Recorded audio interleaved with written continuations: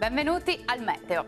L'inizio della settimana vedrà un incremento dell'instabilità a causa della discesa di un fronte freddo in arrivo dalla Francia, nuovo break temporalesco e calo termico. La situazione nel dettaglio. Sul Veneto avremo rovesci e temporali piuttosto diffusi fin dal mattino e per tutto l'arco della giornata. Attenzione a possibili fenomeni localmente anche intensi. Temperature, come detto, in lieve diminuzione, minime tra 17 e 20 gradi, massime comprese invece tra 24 e 27 gradi. Situazione simile sul Friuli Venezia Giulia, con tempo più stabile però al mattino, poi peggiorerà decisamente, come vediamo, con precipitazioni un po' ovunque e localmente anche di forte intensità.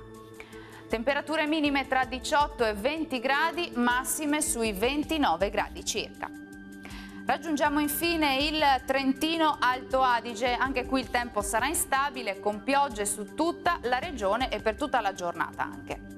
Temperature minime sui 18 gradi, massime in calo vistoso tra i 23 e i 24 gradi circa. Bene, dal Meteo per ora è tutto, vi do appuntamento al prossimo aggiornamento. Arrivederci.